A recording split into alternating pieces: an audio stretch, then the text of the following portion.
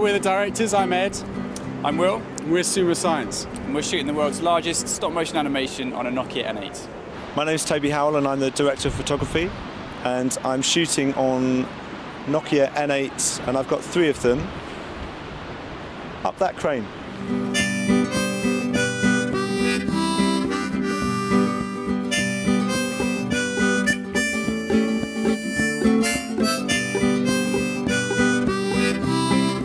So after shooting the world's smallest stop-motion film, our brief was to shoot the world's largest stop-motion film. So the story is man catches fish, man becomes bait for bigger fish, man gets swallowed by bigger fish, man accidentally sets off chain reaction and gets spat out of bigger fish. Hello, I'm Jamie Wardley and I'm the principal sand artist. So we've got various different elements in the sand drawing, which is like the cloud and the seagulls, and they're using stencils.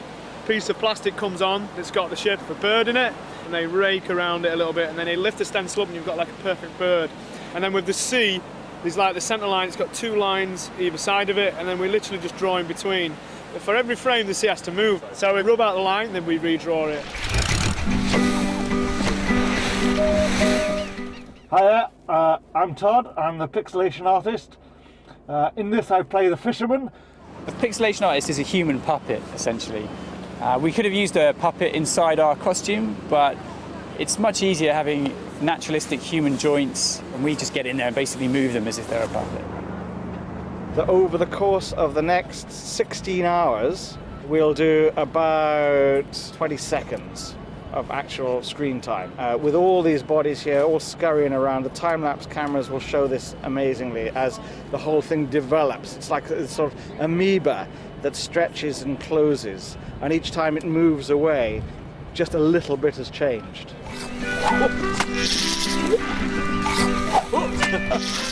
Because we're shooting animation, we're not shooting using the video functions on the phone.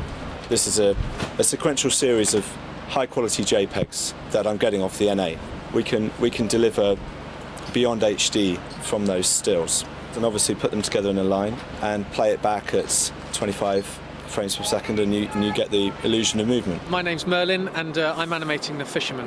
Normally I'm the creative director of Wallace & Gromit at Aardman. After years of animating in the dark studio, the chance to come out and try and do something out in the open, it was just something I couldn't say no to. It's the first job that we've had that we've had such a huge team on. Usually it's me and Will in the studio in a tiny unit where we're kind of just, it's just us. We control everything. My job has been to make it happen. We're obviously used to shooting indoors in a dark studio for 3 weeks, so to shoot for 5 days on a beach is completely different and needs a complete rethink for kit and crew. If someone said to you, come and do animation outside, you're going to be stupid. But I think that's a wonderful thing about this, is that we're attempting something that shouldn't really be possible. This here is a very dangerous place to be because we're actually in the teeth of the monster. And so the monster has just come up, swallowed the boat, and the teeth have come around it. So the darker areas here are where the gaps in between the teeth are, and then the lighter areas are where the teeth are as well. But just to give it a little bit of shading, we've got this kind of like light raking on the left side. We've just got it, as you can see, we've just got the shot just before the sea came in. I'm Egg and I'm camera assistant, or phone assistant in this case. We've got 3 phones rigged up in a cherry picker behind us, and I'm controlling them down in the van and capturing the images. I'm using a Bluetooth keyboard to control the camera. I've also got a video feed to 3 monitors here, 1 for each camera, so I can view what I'm shooting and what they're looking at. We were lucky enough to get a selection of some great animation graduates from across the country, came down to help us out, and they've done some fantastic stuff. I think they've got some great experience being on the shoot. Yeah. We couldn't have done it without them, so our thanks really goes out to those guys. So tonight is the internal shot where our fisherman gets swallowed by the monster. So we're basically lighting him from a whole series of lights suspended by cranes, creating the kind of internal space inside the stomach. But yeah, the sand drawing, doing it at night, it's something else. It's more difficult in many ways in that you can't really see things. But then lighting it, being able to control light is actually quite nice as well.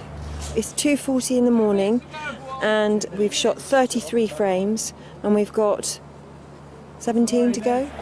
Okay guys, let's turn over please. Nice and still on the floor, thank So some hours later than I last spoke to you, the darkness settled over the land and now the light is coming. Over there, the sun is rising, the moon's gone to bed, and very soon I'm going to be going to bed. But, we did it! Hooray! The fisherman has been blown out, and finally, I'm back to me.